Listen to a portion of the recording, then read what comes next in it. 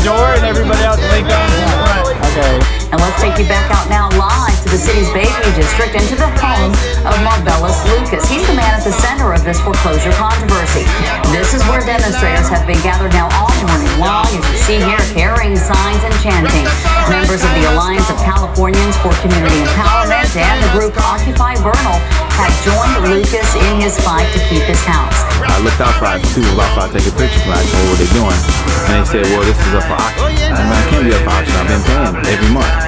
And that's how the story has come about from that point on. I've been fighting the eviction. Now, Lucas says he filed for a loan modification with Aurora Bank and that he had never missed a payment. But he says when Nation Star Mortgage took over that loan during the bank's bankruptcy, the house was sold. And today, Lucas was scheduled to be evicted. Activists that have gathered here today say this is a money grab by the companies. I directly wired the money from my bank to them so it was there one day, always the first of the month. And when I asked them, you know, what's up? Well, why did this happen? How did this happen? And they said, well, basically, we have the right to do what we want to do.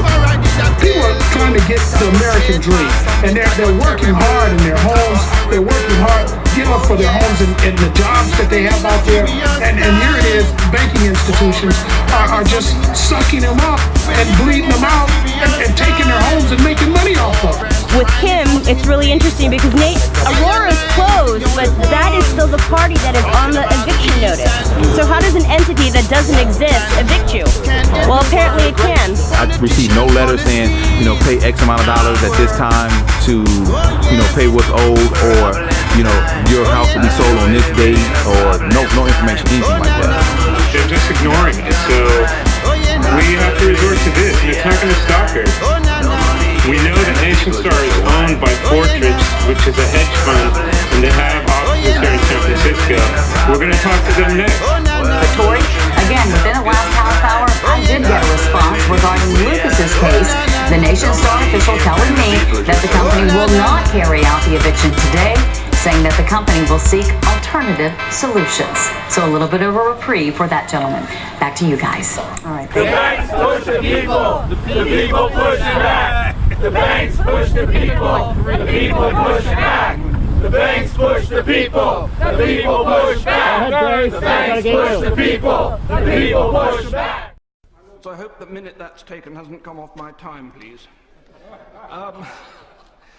My Lords, I'm going to start, I don't wish you to get too encouraged by that. I'm going to start with my conclusions, but I'm not going to sit down when I've made them, because I'm going then to give you the evidence to support them, and hopefully present to you the reasons why I want support for an official inquiry into the mischief I want to unfold to yourselves this afternoon.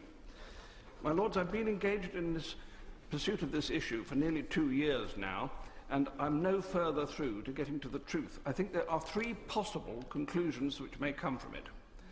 I think there may have been a massive piece of money laundering committed by a major government which ought to know better, and that this has effectively undermined the integrity of a British bank, the Royal Bank of Scotland, in doing so.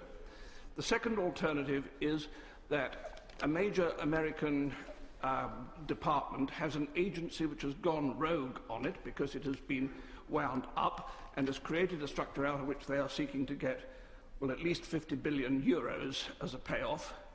And the third possibility is that this is an extraordinary elaborate fraud which has not been carried out, but which has been prepared in order to provide a threat to one government or more if they don't pay them off. So there are 3 possibilities, and this all needs a very urgent review. My Lords, it starts in April and May of 2009 with the alleged transfer to the United Kingdom, to the HSBC, of a sum of $50 trillion. And 7 days later, ping, in comes another $50 trillion to the HSBC, and then 3 weeks later, another $50 trillion. Total of $5 trillion in each case. Sorry. Total of $15 trillion is alleged to have been passed into the hands of HSBC for onward transit to the Royal Bank of Scotland, and we need to look to where this came from and what the history